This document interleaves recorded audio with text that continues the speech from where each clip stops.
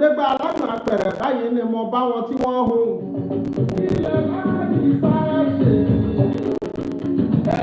Ọmọ òjòjò àròjòjò yẹ mo tún ti dé bí mo ti ń dé. Ọmọ òjòjò àròjòjò lé olóògbòjò dé mo fẹ́ sáré pọn kékeré bí ẹni pọn mọ́. Ọmọ sáòjò mo fẹ́ sáré fọdẹ ṣàkàrì. Ọmọ rẹ̀ pa mí ọmọ rẹ̀ là mí ọmọ rẹ̀ kan ní gbégbé ìwé lájà àti bàbá wọn ni mo sáré ní pẹpẹ. Ìwọ bùjó mi lójú ọmọ òṣòlógún ọmọ afalẹ́wárí ọmọ afòwúrọ̀ wá gbòǹgbò. Ọmọ afọ̀sánwárí òkìtìgbò ọmọ bá àròlé ọ̀bá kan nílé arúgbó ló bá ní abetí lẹ́bẹ́lẹ́bẹ́ lábẹ́ aṣọ. Ọ̀rọ̀ kan ni mo fẹ́ sáré mu wá. Ẹ̀ka alẹ́ ẹ̀kú ijọ́ méje ẹ̀kú ijọ́ mẹ́ta ẹ̀kú ọwọ́ gbọ̀rọ̀ bí ọwọ́ aṣọ. Gbogbo àwọn sẹ́nitọ̀ forí wọ́n yarí kanlẹ̀.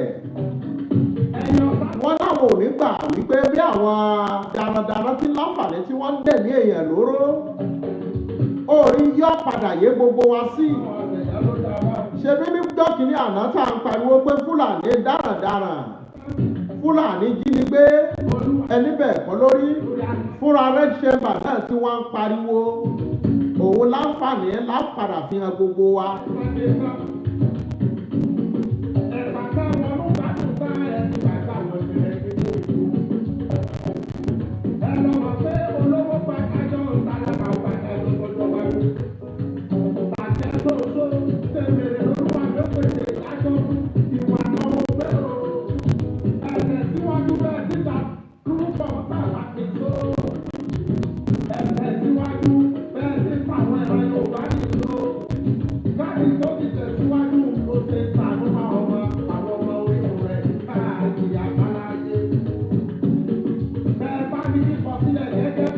Àwọn sẹ́nitọ̀ yarí.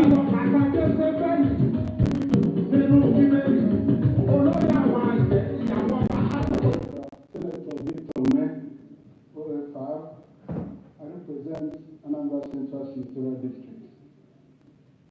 Mr. President, I rise. Orí èyí tí mo fẹ́ wá fi hàn wá lónìí ni wípé orí oníkálùkù ti mọ̀ wípé Fúlàní a máa jínigbé Fúlàní sì ń dáràn. Àwọn sẹ́nitọ̀ ni wọ́n láǹfààní tí wọ́n sọ yìí pé a gbọ́dọ̀ wá nǹkan ṣe sọ̀rọ̀ Fúlàní tí ń da ẹran tí wọ́n láǹfààní tí wọ́n jíyàn gbé tí wọ́n láǹfààní tí wọ́n ń boko jẹ́ òun la fẹ́ láǹfààní kápìlì fún wa lálẹ́ yẹn.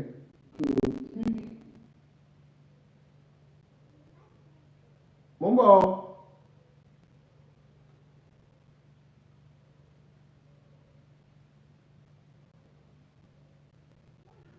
Orí àwọn sẹ́nitọ̀ láǹfààní wọ́n pera wọn jọ wípé kí la fẹ́ ṣe sọ̀rọ̀ àwọn Fúlàní darandaran tí wọ́n ń jiyàn gbé ní ìbú àtòrò orílẹ̀-èdè yìí. Lọ́jọ́ kìíní àná tí gbogbo wa ń pariwo ibi tó yà mí lẹ́nu dé. My name is Senator Victor Ume, OFR. I represent Anambra Central Senatorial District. Mr. President, I rise to speak on this very great situation again in Omala local government area of Kogi State.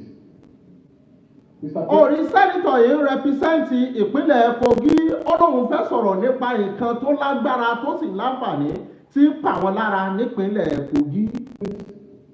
I think the problem we have continued to have is that this issue of herdsmen ravaging communities. Nípa ọ̀rọ̀ àwọn Fúlàní darandaran tó ṣe pé ó ti wádìí tánrán fọ́kálé káàkiri.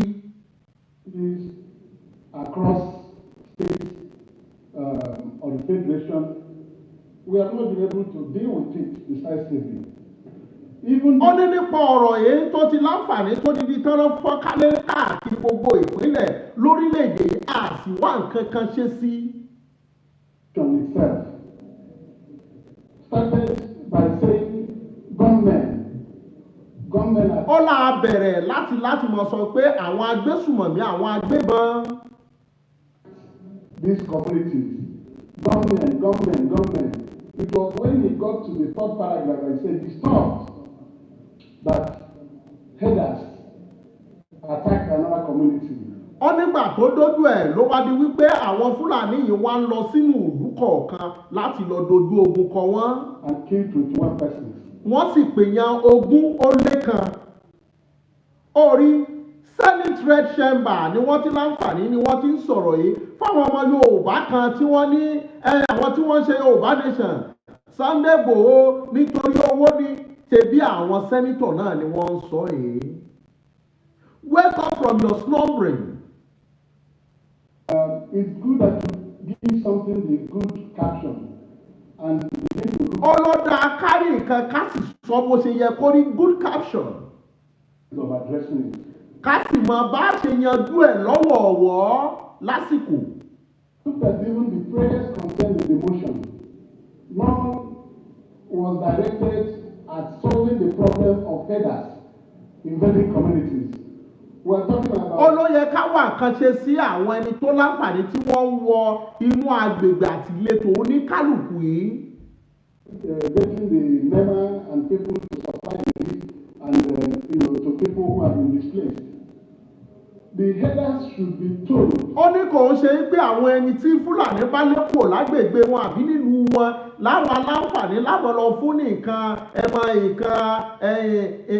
ẹgbà nǹkan ṣàdúró àwọn nǹkan ṣe sí. Ó níyẹn gangan kọ́ orí ọ̀gẹ̀dẹ̀ bàjẹ́ ló ń pọ́n kìí ṣe pé àwọn lọ gbówó fún Fúlàní láti máa bẹ̀ wọ́n kìí ṣe pé àwọn tí Fúlàní bá láǹfààní tí wọ́n bá lé kúrò lé wọn láwọn láǹfààní lọ gbówó fún.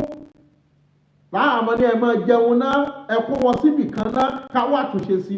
Ó níyẹn kọ́ ní òtán ṣòro wa àfi ká wá àtúnṣe tí ó pa gbogbo ẹ̀ pátápátá. To be told that what they are doing is business. Ó ní ká sòdodo ọ̀rọ̀ fúnra wa ní Red Chamber yìí gbogbo ohun tá à ń ṣe níbí yìí á jẹ́ wípé a fi ń ṣe ìdókòwò wípé ẹ lọ dà wọ́n rúwó fún wa lówó ká wá fún yín. Orí Senate Red Chamber you can see.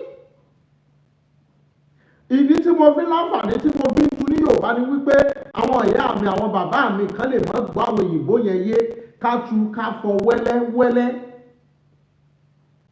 Orí igi tó wù táwa ń bẹ́lẹ̀ ká táwù tí gbòǹgbò òun ni sẹ́nitọ̀ yìí láti Kogi sọ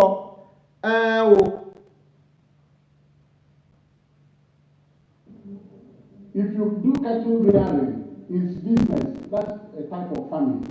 Ó ní tó ọba láǹfààní tó ọba dẹran iṣẹ́ ìṣe rẹ ní owó tiẹ̀ ní.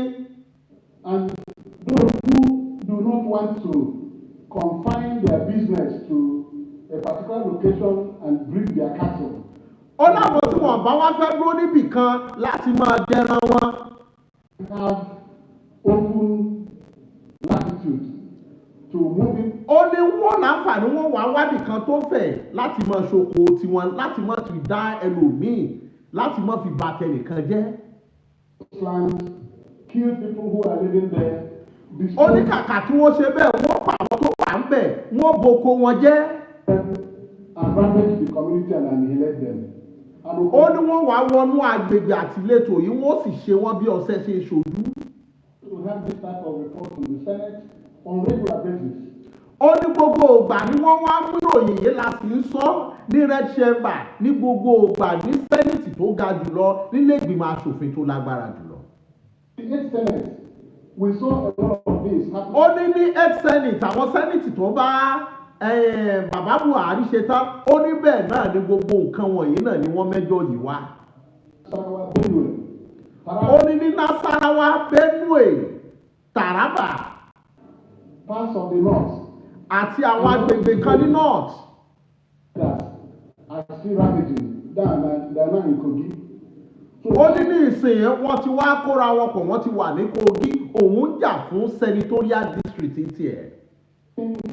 That an action should be taken to ban. Ó ní ẹ wá láǹfààní ẹjẹ́ àṣìṣẹ́ lé lórí ká láǹfààní ká gbé òtẹ̀lú wípé kẹ́nikẹ́ni mọ̀mọ́ dẹran káàkiri bíi Dọ̀gíṣọlá ní Century tá a wà yìí owó tí wọ́n ní kí wọ́n mójútó ṣe wọn.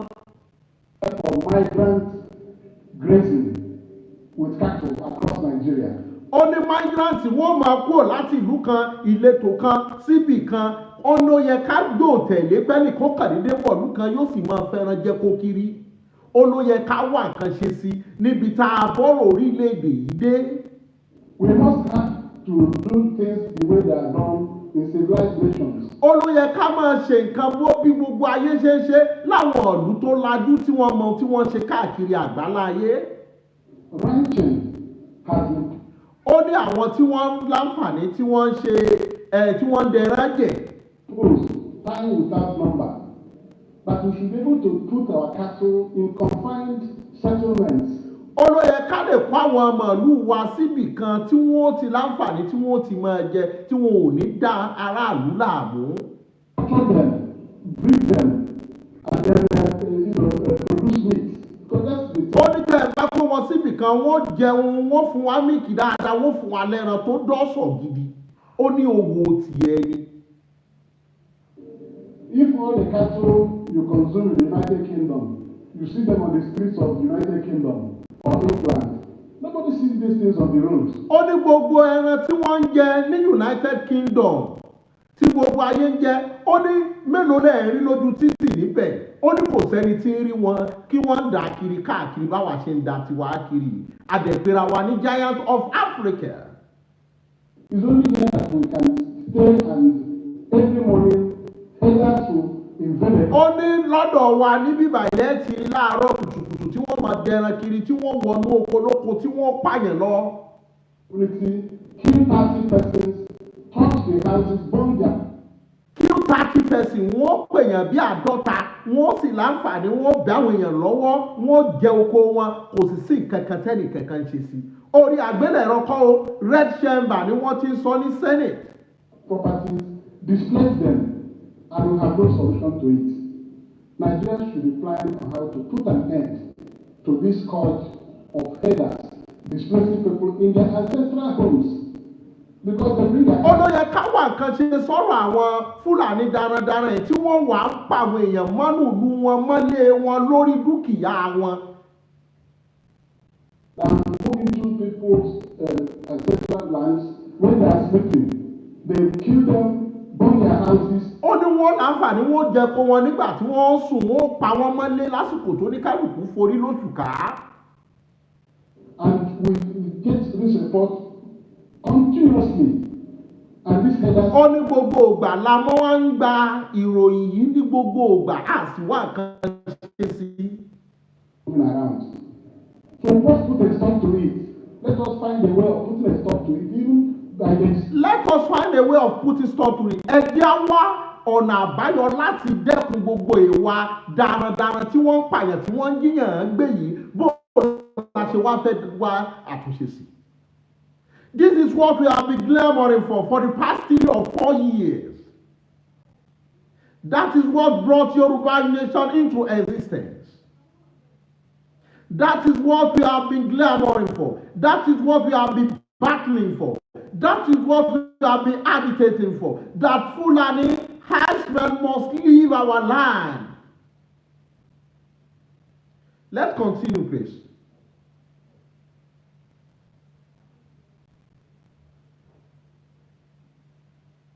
By legislation, we should ban migrant grazing. We should ban migrant grazing. What we call migrant grazing is this: wípé kálàfàní kádẹ́kun èèyàn kàn kó láti ibìkan ó dẹran láti Ẹdẹ wọnú Òṣogbo ó kó l'Óṣogbo ó dẹran wọ Ìbàdàn ó kó Ìbàdàn ó dẹran wọ Kíre wọ́n ti máa ń dẹran ó kó òǹbẹ̀ ó dẹran lọ Jẹ̀bú bí wọ́n ti máa ń kálàfàní ká jẹ́ kó dópin ní sẹ́ńtúrì tá a wà yìí. Anybody who is coming with a cattle 20, 30, 40 is running foul of the law on the road. How much more into people's farms? You destroy their crops, destroy their means of livelihood, burn down their schools, burn down their health facilities, and they go away.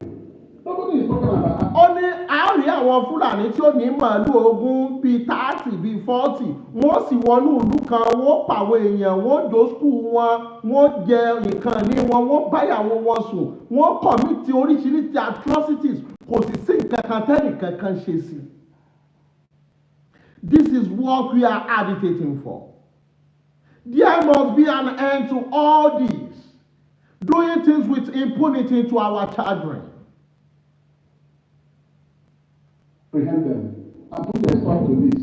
And put a stop to Mr. it. President, I feel gravely concerned that our inability to rein in herders' activities in Nigeria has been responsible for this recurring loss. Ó ní látàrí wípé àkójú òṣùwọ̀n tó àmójútó ọ̀rọ̀ yìí tó ló jẹ́ kí àwọn Fúlàní ó láǹfààní láti túmọ̀ tẹpá mọ́ gbogbo ohun tí wọ́n ń ṣe yìí.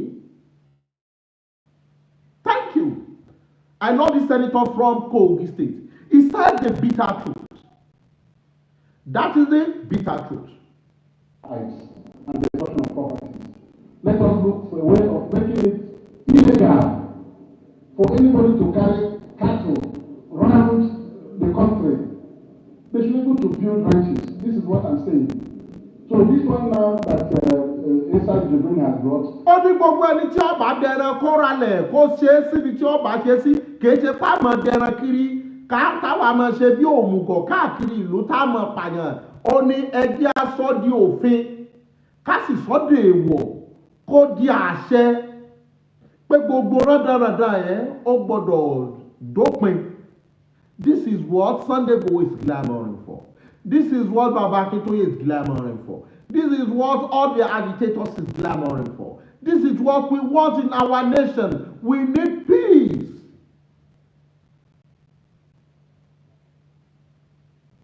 Thank you. A lot of people are now getting awake. So this one now that Insecurity has brought, as very painful as it is, people have lost their lives, about 500 reported in this motion. People have lost their life, reported in this mission, about 500. Half a million. Ni wọ́n ta ni ó dẹ́mi wọn padà wá sáyé ẹni tó ti kú tàbí ó pè wọ́n padà wá sáyé. People can be killed for cattle to be reared for us to eat meat. Orí ẹ̀ pààyàn nítorí ẹran yín fẹ́ jẹ kó nítorí ẹ̀yin fẹ́ sọ̀rọ̀ ajé sí yín. Eat the meat. When the people who eat the meat are being killed on daily basis. Àwọn tẹ́ wá fẹ́ tẹran ọ̀hún fún àwọn lẹ wá ń pa kó tó di pé ẹran gbó ẹran tó tà. This is a barbaric type of farming. We should be able to be courageous to put a stop to it. Ó yẹ kí gbogbo wa ká láǹfààní ká fọwọ́sowọ́pọ̀ ká sì dẹ́kun pé wọ́n ń dẹran kiri wọ́n ń pààyàn. This his prayers. When we get to that, I think I will make a contribution. These destroyers ìgbà wo láàtò dá wọn lákẹ́ pẹ̀lú ìwà àbí. Getting the relief and all that to them will not solve the problem. Kìí ṣe pé àwọn tí Fúlàní bá pa láwọn àmọ́ lọ fún ẹbí wọn lówó láwọn àmọ́ lọ fún wọn ní ìgbàmọ́bínú àbí oko wọn doko èèyàn àwọn àmọ́ ní ìjọba àpapọ̀ fún wọn ní ìgbàmọ́bínú rárá àfi ká dẹ́kun rẹ̀ la fi lè ní ìsinmi. The root cause of the problem, which is migrants grazing with cattle. Thank you very much, Mr. President. Orí sẹ́nitọ̀ yìí òun jókòó ọ̀rọ̀ pọ̀ ń bẹ o. Ẹ má jà àkánjú ọ̀rọ̀ pọ̀ ń bẹ̀. Ọ̀pá bí ò ló sọ̀rọ̀ ẹ́. And also provide the necessary security for those ranchers to be able to do their work. And it's a good suggestion, but you have to go by way of a bill. The same senator Oshimole. Òṣìṣẹ́ ọmọlẹ̀ náà fẹ́ sọ̀rọ̀. Orí ààrẹ ilé ìgbìmọ̀ asòfin ní òótọ́ lọ̀rọ̀ tẹ́ sọ ká láǹfààní ká dáàbò bo life and properties àwọn tí wọ́n láǹfààní tí wọ́n ń pa tí wọ́n ń jẹ kó wọ́n yẹn. Orí òṣìṣẹ́ ọmọlẹ̀ náà sọ̀rọ̀ lórí ọ̀rọ̀ yìí. I don't have the numbers, but I guess it is hardly virtually every other day or every other week. We have had to pass motions about these killings. We have had to advise. Ó ní mi ò lè dárúkọ iye numbers èèyàn tó ti kú. Àmọ́ kò wá ní sígbà kan nílé ìgbìmọ̀ asòfin yẹn ká mọ́ sọ̀rọ̀ nípa àwọn darandaran tí wọ́n ń daran tí wọ́n ń pa àwọn èèyàn yìí ní gbogbo ìgbà. Chiefs to tell us what they are doing differently, etc., etc. And sometimes I ask myself, these people who have been killed, do our 1 or 10 minute silence really brought silence to the ó ní gbogbo àwọn tí wọ́n ti wá láǹfààní tí wọ́n pa èyí tá a bá dákẹ́ jẹ́jẹ́ ìṣẹ́jú mẹ́wàá fún wọn ṣé àwọn nǹkan wọ̀nyí yóò jí wọn padà ní àbí kí ni tá à ń ṣe gan nílé ìgbìmọ̀ aṣòfin yìí. homes and their families? Are we going to accept this as a way of life in our country? àbí àgbà ní kádàrá wípé bọ́lá ń ṣe ní ká máa ṣe lórílẹ̀‐èdè wa ní ó lágbára pọ̀. This has been on for several years. I think our people. Orí this has been on for several years. Eléyìí ti ń ṣẹlẹ̀ láìmọye ọdún. Láìmọye ọdún ló ti ń ṣẹlẹ̀ bẹ́ẹ̀. Mr. President, it's no longer to take this thing on ad hoc basis when they occur. We cry, we do what in silence. They ask for relief, no relief for a man who is dead. Orí ó ní kìí ṣe gbogbo ògbà láwa máa sọ wípé 1 minute silence pé kinní kan ó ló ti kú ò bẹ́ẹ̀ gbogbo ògbà kọ́ láwa máa dákẹ́ láwa máa sọ pé ẹja rárá rìlíìfù kọ́ mọ́ ká wá nǹkan ṣe sí ni àtúnṣe lọ̀rọ̀ yìí gbà. What manner of release are you giving to a man who is gruesomely murdered? I feel this is. Onírú ẹ̀bùn má bínú wo la fẹ́ fẹ́ ni tí wọ́n pa wípé kó gbà nígbà tó ti kú tó ti lọ. President, your last comment, I find some courage that we can build on it. That maybe under your leadership, sir, this Senate should set up an ad hoc committee and carefully select the membership in a way that will reflect your political diversity and conduct a public hearing. This act must stop. And we can't stop it. Ó ní lábẹ́ sẹ́yìntì tìyìn ẹ gbọ́dọ̀ wá bá wa wá àtúnṣe sí i. Gbogbo ìwà yìí ó gbọ́dọ̀ dópin lórí tìyìn. Ẹ sẹ́ẹ̀tì àwọn kọ́mítì pé ká wá àtúnṣe sí ká láǹfààní ká ti ọwọ́ kínní yìí bọ́lẹ̀ kó di wọn àfisẹ́yìn tegun fìṣọ aláyé. Words of mouth. Resolutions don't change. So if we have a comprehensive public hearing, we have people who are trained to deal with this aspect of business. What do we do differently because we were not always like this? How did we get here?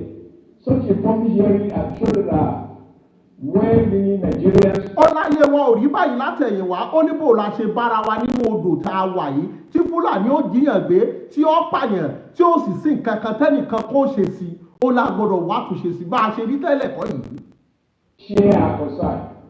These ones that are mentioned, they are not the only one. Even in my small village, and other villages that are not on Nigerian map, Nigerian farmers are unable to go to work. I found that in some cases where Nigerian farmers are unable to go to work. Nigerian farmers are unable to go to work. PPO is properly briefed. They are able to go to the bush and they find where some people set up some temporary homes where they kidnap, they maim, and they rape. These people are visible. And sometimes I wonder if or if they kidnap and they rape. Can you hear me? They kidnap and they rape. I have the will to deal with them. On a particular occasion, I saw a poor farmer went to farm and he just shot at his hand in his own community. And I was tempted to say, do anybody have monopoly of violence? But then as leaders, we can't ask everybody to take law into their hands. Because I think on a deeper investigation, maybe everybody is a victim. So I want to agree with you, sir. If we said people should not take laws into their hands, what are the provisions we have provided for them? That is Oshiomone speaking. Even in my own small towns, we are facing a lot. Farmers are not able to go to the farm. Àwọn àgbẹ̀ ò láǹfààní láti lè lo oko mọ́ nítorí ọ̀rọ̀ àwọn Fúlàní darandaran yìí. Although his motion has, in my opinion, of limited effect, that we take advantage of this to set up an ad hoc committee conduct a public hearing, invite people who are knowledgeable in universities, community leaders, farmers, security agencies, and let us look at a holistic solution where legislation is required. Under your leadership, I am sure you have the will for us to so legislate. Where enforcement is Senator Oshiomhole said, and I quote, ó ní ẹjẹ́ pé gbogbo àwọn àgbẹ̀, àwọn ọ̀mọ̀wé, àwọn ọ̀jọ̀gbọ́n, àwọn security tó làmìlaka wípé kí la fẹ́ ṣe sọ́rọ̀ àwọn kìíní ẹjẹ́ yan ìgbìmọ̀ tó láǹfààní tó lẹ́sẹ̀ ńlẹ̀ lórí ọ̀rọ̀ yìí nítorí ibi tọ́rọ̀ yìí lọ ó kọjá bẹ́ẹ̀. Abiodun Gafar mú kí yín. We identify those who are lacking their capacity to enforce. What we call these people go beyond rhetoric, go beyond condemnation, go beyond one-minute silence, go beyond crying every day. Ó ní àti ó yẹ ká ti bọ́rọ̀ wa kọjá wípé àwọn àmọ́ sunkún gbogbo ìgbà, àwọn àmọ́ dákẹ́, àmì ẹja rántí àwọn tó ti kú ní sílé ilé ìgbìmọ̀ aṣòfin. Ó la mọ̀ tó yẹ ká ṣe ẹja ké sáwọn agbófinró àtàwọn ọdẹ àtàwọn tọ́rọ̀ bá kàn wípé ojú ìlẹ́jà wo la fẹ́ ṣe sọ̀rọ̀ yìí. Our tears will solve this problem. As for me, sir, that we set up an annual committee, invite public hearing, let it be well publicized, let everybody come here and share with them what they know, and reach an immediate knowledge of what is going on across the country, and let us find once and for all a lasting, sustainable solution, so that this country can be what it used to be, and our farmers can go to work, herders can do their business. What is good for herders is not bad for farmers. What is bad for farmers is not good for herders. Together we can find a win-win solution so that Nigerian rural people can be at peace instead of those of us who have migrated to Abuja and some other places. Thank you, Mr. President. Orí Oshiomhole ní ẹjẹ́ aláǹfààní ká wá àwọn tó yẹ ká pè ká sọ̀rọ̀ gidi. Ohun tó da fágbẹ̀ kò gbọ́dọ̀ ohun tó da fágbẹ̀ ó gbọ́dọ̀ da fún ẹni tí ń dẹran. Ẹni tó ń dẹran ohun tó ń dùn ún kò gbọ́dọ̀ bàgbẹ̀ nínú jẹ́. Oníkálùkù ló lẹ́tọ̀ọ́ ẹjẹ́ aláǹfààní ká pèsè ìdáàbòbò fáwọn tó ní ká máa bọ̀ nílùú Àbújá. Gbogbo àwọn àgbẹ̀ wo ò lè lọ sí oko bẹ́ẹ̀ ni ẹnìkan kan ò lè rìn látàrí ìyà tí àwọn Fúlàní darandaran tí wọ́n fi ń jẹ wá. Orí Oshiomhole sọ tiẹ̀ ó jókòó sẹ́nitọ̀ míì náà tún dìde o. Senator Cattlemen. Thank you very much, Mr. President. Distinguished colleague. Orí Láwàní ló dìde yìí sẹ́nitọ̀ tẹ́lẹ̀ òun ni olórí ilé ìgbìmọ̀ aṣòfin tẹ́lẹ̀ láyé bàbá Buhari òun náà fẹ́ sọ̀rọ̀. My name is Ahmed Lawan. I represent Yobe. Ahmed Lawan. Mr. President, let me commend our friend and brother, colleague, Senator Yosef for this, and of course, condole the people of the senatorial district. We are all aware that the clashes between the herdsmen and farmers have been a very long-standing phenomenon across the country. And ó ní gbogbo wa la mọ̀ tí ò dájòdì sí wípé ọ̀rọ̀ àwọn Fúlàní kìí ṣe ohun tuntun sí gbogbo àwọn mọ́ pé káàkiri gbogbo àwọn làwọn mọ̀. banditry that subsequently came into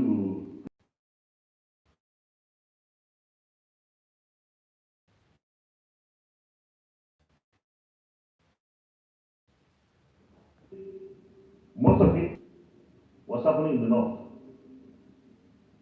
But today, it has consumed the entire country. Ó ní tẹ́lẹ̀ apókè ọya ló pọ̀ sí ó ní ṣùgbọ́n báyìí gbogbo ìbútòrò orílẹ̀ pátá ní Fúlàní tí ń dáwọn èèyàn lẹ́mìí légbodò ni wọ́n sọ ọṣẹ́ burúkú. Mr. President, this issue is a security issue as much as it is an economic issue. And when we discuss this, I think we should have no hold back. And I mean here, we should say it as it is because we are looking for solutions. Some of the things I may say may not be pleasant, but I'm convinced that they will help us in finding lasting and enduring solutions. Mr. President, we must continue to protect the lives and property of our citizens. This is Ó ní àkókò yìí ẹ jẹ́ á wá ọ̀nà àbáyọ tí ó ṣe wá láǹfààní. Oníṣẹ́ wa ni wípé protect the life and properties of the citizen. Ká dáàbò bo ẹ̀mí àti dúkìá aráàlú ló kọ́kọ́ jẹ wá lógún jù. the most important essence of government that we all know. But like one of our colleagues have said, Mr. President,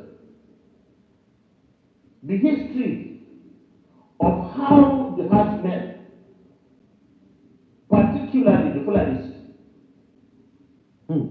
turned from Or particularly the Fulanis.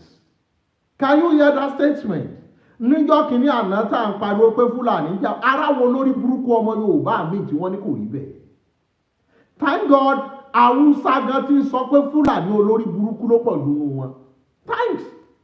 Orí ìjà tó yẹ ká ti jọ jà ti pẹ́ people you are start opening your eyes. Ǹgbọ́n bá jí gbogbo wa gbé orí wa pé orí wa pé. real herdsmen, genuine herdsmen, being bandits today, killing across the country. Ọ̀pọ̀lọpọ̀ àwọn tá a wá pè ní Fúlàní herdsmen àwọn lọ́wọ́ di bandits lónìí tí wọ́n ń jí àwọn èèyàn gbé tí wọ́n di Boko Haram. Will give us an idea of what happened. Here you have a people who don't have any means of livelihood but to rear their animals. Orí ibẹ̀ láti ráwọn tí ò lọ́nà jẹ mí tí ò ní ọ̀nà mú mi ju kan jíyàn gbé kí wọ́n pààyàn kí wọ́n koloko jẹ́ kí wọ́n dẹ́mi èèyàn légbodò. It's very pathetic. No, certain things happened. Animal or livestock wrestling or cattle wrestling, many of them lost.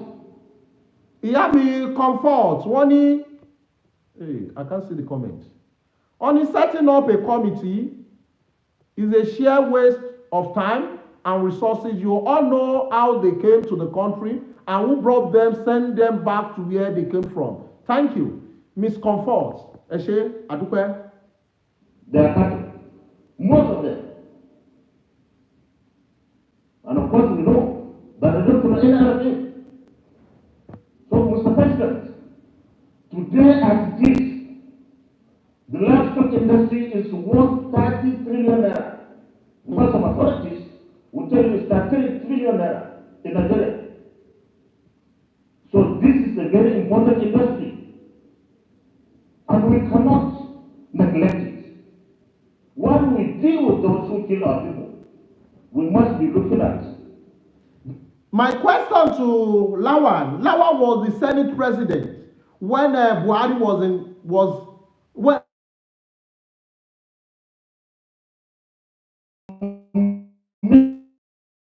Making government, the federal government particularly, to see how to sustain the lives and livelihood of those who are willing to remain within the boundaries of law. Somebody will tell you, well, it's business. What can be more business than banking?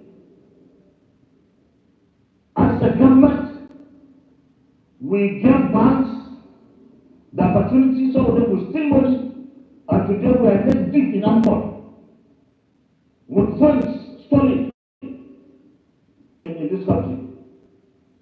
They say it's toxic, so government of Nigeria is dead. Nigerians is our responsibility. We give money to this cause and jail cause, Mr. President. This cause was sold on 11. And even after they were sold, privatized, government was still giving them money up to 1.4 trillion. Why should we do that? This industry, the livestock industry, Mr. President, the colleagues, is the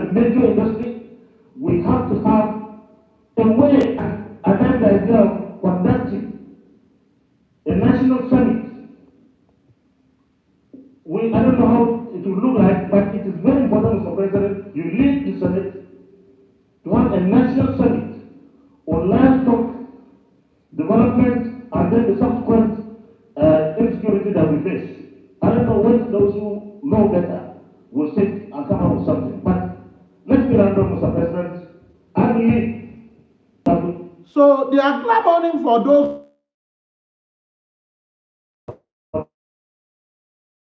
But I also believe that the government should take the government, provide something to sustain the lives of the people who didn't do anything but try to help us. Thank you very much, Mr. President. So Lawan has. This is another senator who wants to speak about it. Ẹ má bínú pé mo gbà yín time lálẹ́. And Benue Northwest Senatorial District. From Benue. Mr. President,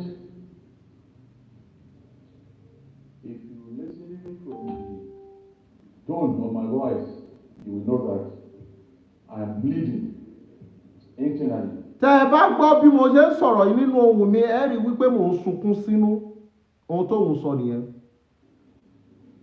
As a result of some of the reactions that have accompanied this motion from our brother, the senator from Kogi.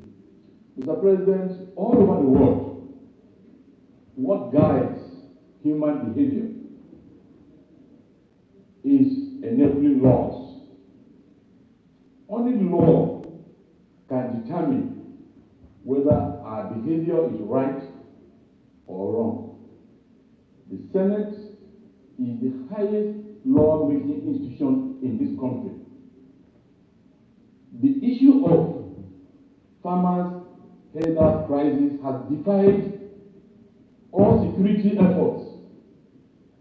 The only option that is yet explored is that of having a law prohibiting open. The only solution is having a law prohibited for no one. Orí only solution ọ̀nà àbáyọ tó dóhun lójú tóhun mọ̀ tá a lè ṣe òun náà ni wípé kọ́pọ̀ fi tẹ̀ kẹ́nikẹ́ni má dẹran kiri mọ́ bí wèrè. Èèyàn kan ò kàn ní dédé kú ò láti Òṣogbo lálẹ́ yìí kó ní òun lọ sí Ògbómọ̀ṣọ́ kó kú òlógbómọ̀ṣọ́ kó kọrí sọ́nà Jẹ̀bú kó lóhun dẹran kiri lóru. Àwọn ni wọ́n ń jẹ́yàn gbé kó kú lọ́nà Ògbómọ̀ṣọ́ kó kọrí sọ́nà. Níbo là ń báyé lọ gan? Where are we ending to? Of having a law prohibiting open grazing in this country. Once you have that law in place, those who engage in animal husbandry, we now know that it is unlawful to carry animals. Ó ní tá a bá ti ṣe bẹ̀ gbogbo ẹni tó fẹ́ máa dẹran kiri yóò ti mọ̀ wípé tọ́wọ́ bá tẹ̀ wọ́n bóun bá fi ẹ̀wọ̀n bí ọdún 10 àbọ̀dún 5 jura oníkálùkù orí wa ó pè é. From Zamfara to Makurdi, and along the way, you kill everybody on the route, leading to wherever you want to go. Nítorí ó fẹ́ dẹran láti Sàfàrà lọ Makurdi gbogbo ẹni tó o bá pàdé lójú ọ̀nà ò ń pa wọ́n lórí pé kẹran ó lè jẹ. Ṣé ẹran ju èèyàn lọ ni àbẹ́yàn ló jẹ ẹran lọ? Once that law is not there, then everybody becomes free to now carry arms and move freely. And should you carry arms and move freely? Ó wá máa gbé nǹkan ìjà freely. Both communities, because some people have advantage of being in power in this country. They have advantage of developing themselves economically such that they are able to amass weapons which they now use to terrorize other parts of this country. And that is the true fact. Some people because they are in power. They are the one bringing this weapon into the country, making money from it. That is what the senator said from Benue. We begin to justify that by saying other institutions, other people have misconducted themselves, but government has supported them in one way or then we are indirectly justifying the killing of innocent people by those who engage in such acts. I therefore suggest that open grazing prohibiting law must be enacted by this Senate so that those who engage in animal husbandry will be compelled to go by way of law. Ó ní ẹjẹ́ àfòfin tẹ̀ ẹ́ wípé ẹnikẹ́ni ò gbọ́dọ̀ dẹran káàkiri ibì kankan mọ́ lórílẹ̀‐èdè yìí. Gbogbo ẹni bá dẹran yóò lè mọ̀ wípé bí wọ́n bá gbóhùn mú òun dẹran dáràn tó sì yẹ kó ṣe rí nù. So the animals will be kept in one place. There is no reason whatsoever. If we have laws governing other aspects of our life, one is difficult in this Senate enacting a law to stop. Let me read out what one of my uncle, I don't want to be mentioning him, please. What use is the anti-open grazing law signed by Southwest Governor that gives Fulani cowboys offenders and its confined immunity at the expense of poor farmers destroying farmlands? Thank you. Thank you. Full movement of animals and then the killing of people that accompany those who carry these animals in this country. That will be my suggestion, sir. I want to say here that by tomorrow, I will bring a bill on animal that will control animal husbandry in this country by way of going towards ranching. Orí sẹ́nitọ̀ yìí ní bọ́bá di ọ̀la ǹjẹ́ àná ni wọ́n ṣe preliminary wípé tó bá ọ̀la òun ó mú òfin tí ó láǹfààní tí ó tẹ̀lé wá nípa ọ̀rọ̀ nǹkan ọ̀sìn lórílẹ̀‐èdè yìí gan. À ń sin ẹran ajẹ́làǹkẹ́ náà rìn káàkiri àdúgbò gbogbo yẹn náà gbọ́dọ̀ dópin. Mo gbé búrẹ́dì síwájú ta lè mi ẹran jẹ́ gbogbo yẹn náà gbọ́dọ̀ dópin. Bó ti ń bẹ nílìkì níbẹ̀ ń gbàǹjà gbogbo ẹ̀ náà gbọ́dọ̀ dópin. Ẹ ṣeun. We don't have as much cows in Nigeria as we have in the US and other parts of the country. But the animals are ranch. And so people don't have this problem. So how can we have got few animals in this country and then we carry them around, killing people and doing all kinds of things? Mr. President, I want to thank you for giving the privilege to talk. Thank you very much. Orí sẹ́nitọ̀ yìí ní gbogbo òlú làwọn lọ káàkiri àwọn rí pé oníkálukú náà sin ẹran ó sì ní bí wọ́n ṣe ṣe é. Ṣé béèyàn bá wá ń dẹran ṣó yẹ kó máa pààyàn kó sì máa dẹ̀mí èèyàn légbodò? Níbo làwa bá yàrá já iná tí ń jó lórí kókó lọ́wọ́ wọ́n ṣe.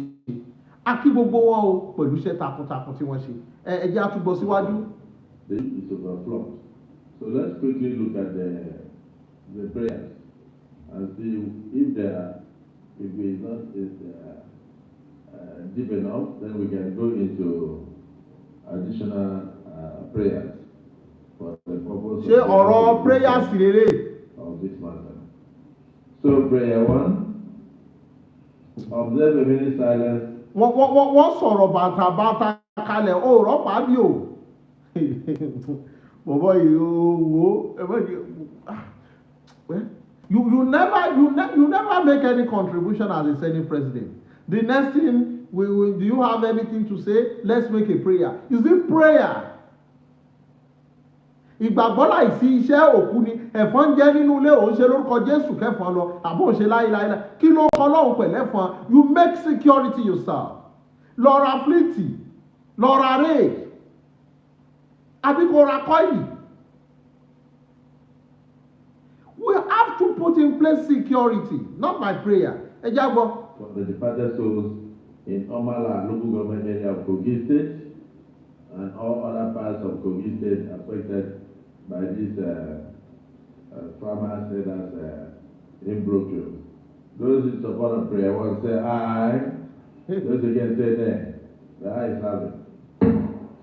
Prayer 2. All the Federal Ministry of Humanitarian Affairs, Disaster Management and Social Development, the National Emergency Management Agency, NEMA, to assist the affected communities in normal local government area prohibited and other communities so affected. We relieve materials and other forms of support. Let us. How many times will you give them relief materials? Is relief material the final solution?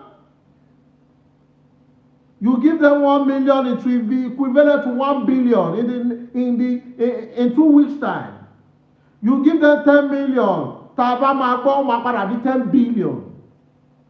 Is relief material the final solution? 1 minute prayers, will you continue giving us prayers? For their rehabilitation.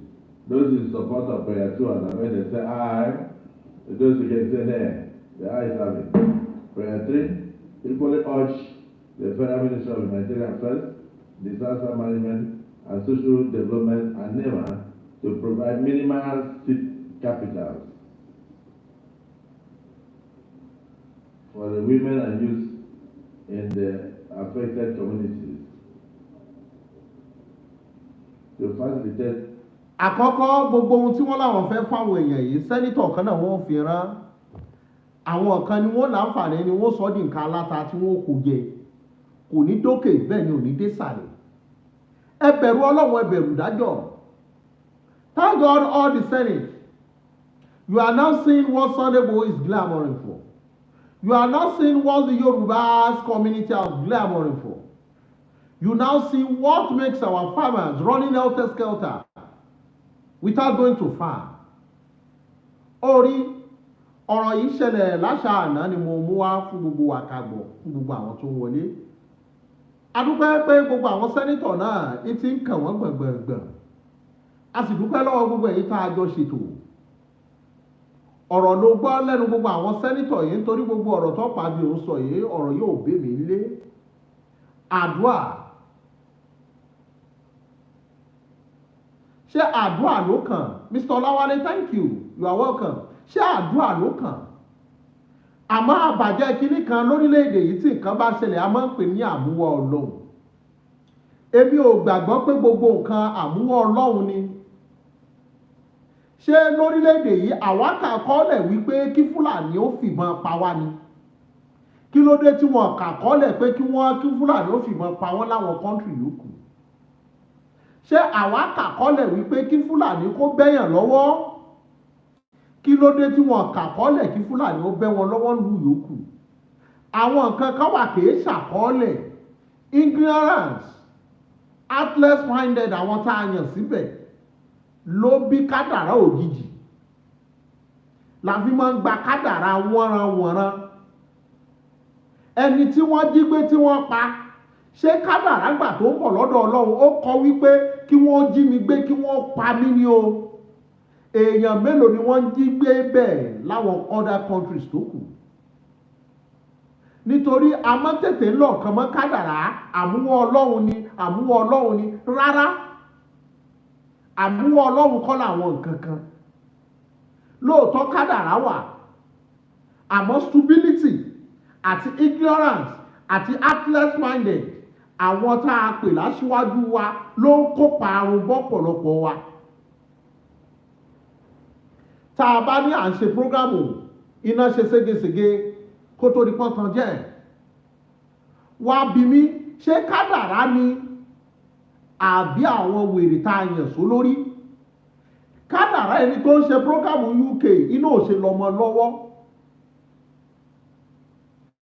nítorí a máa ń tètè kọ̀ọ̀kan mọ́ kádàrá, a máa ń gbé nǹkan sábẹ́ àyànmọ́ ó sì yàtọ̀.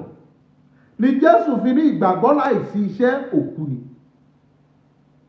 Epo mú ẹlẹ́sẹ̀ kàkà kó o gbé lọ sí hospital kó o gba abẹ́rẹ́ tetanus kó o tọ́jú ẹ̀ ó wá ní lórúkọ Jésù bàbá.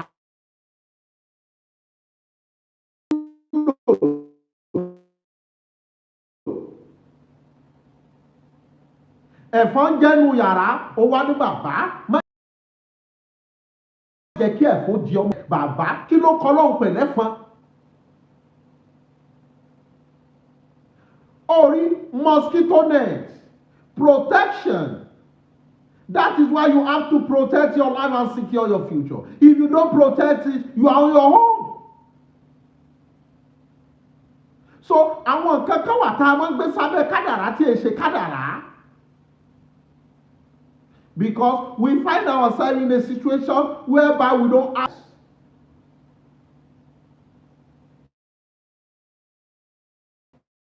Lawan that was speaking was once a senator. Oshiomhole was once a governor and even a senator. Even a party chairman. What is his impact then? Opabio was a senate, a governor, even now a senate president. What is his impact? We keep on parabolating in one circle. A kàn yí lójú kan bí omi adágún. The fourth senator that came from Kogi said over 500 people are being killed. 500. 1, 2, 3, 4, 5. 100, 200, 300, 400, 500. 500 people. Ṣé àmúwọ́ Ọlọ́run náà nìyẹn? And we are here telling you, ẹ jẹ́ kó ní kálukú kó kẹ́kọ̀ọ́ ẹ̀ lọ́wọ́, kó ní kálukú ó dúró lé bàbá rẹ̀.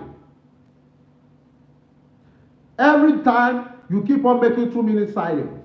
Every time you keep just giving them palliative, relief materials. When are you going to give them relief materials still? That is the country we find ourselves. We are still in the country whereby hope grazing from one state to another state. And yet we are clamoring for Yoruba nation. To let everybody know we have our own country. We can do what we want in our own country. Nobody to tell us what to do. We want to secure ourselves, because when the governor refuses to protect us, we protect ourselves, because I won't let my own spirits. Everybody are being slaughtered on a daily basis. Okweyo, Doduma, people are being killed. Tẹ́lẹ̀ tá a bá gbọ́ pé èèyàn kan kú nígbà táwọn kéékèèké àìtí ìdàgbà náà o, ká tó tún gbọ́ pé èèyàn kú ó mọ́ fẹ́ tó bí ọdún 5 àbọ̀dún 10. Bóyá wọn wá ń sọ ní tiwa gbà ẹni àti gbọ́ pé èèyàn kú. Ká tó gbọ́ pé èèyàn kú táwọn mọ́mí wa máa sọ àbáwọn dádì wa ó máa ń pẹ́. Téèyàn bá kú nìsín ká tó gbọ́ pé èèyàn kú ó máa ń pẹ́ gbà yẹn. Nísìn tá a bá sùn lálẹ́ kó tó dàárọ̀ ọ̀la tá a bá máa tan fóònù nísìn a lè gbọ́ pé wọ́n ti pààyàn 50. Láyé ìgbà kan gbọ́mọgbọ́mọ la máa ń gbọ́ wọ́n ní àtẹ bá ti rẹ́ni tẹ́ẹ̀mẹ́ mọ́gbà kan jẹ lọ́wọ́ ẹ o, gbọ́mọgbọ́mọ o, gbọ́mọ kò sí gbọ́mọgbọ́mọ mọ́. Kí lẹ́mọ̀ tó kù? Gbéyà gbé bàbá gbé bọ̀dá wọn ní àwọn ti jí ọkù Joseph gbé o, wọ́n ti jí mọ́mí Amẹ́ríkà gbé, wọ́n ti jí mọ́mí UK gbé o. Ìyá àti bàbá ni wọ́n ń gbé nìsín. Gbọ́mọgbọ́mọ bóyá àwọn tó ń ṣe rituals ìyẹn ò dẹ̀ pọ̀ mọ́. Àmọ́ gbéyà gbé bàbá ìyẹn ti common. Tọ́ máa ní wọ́n jíyàn gbé nìsín ìwọ̀n bá làwọn ẹ̀wọ̀n wá wo kò jẹ́ nǹkan ìpayà mọ́.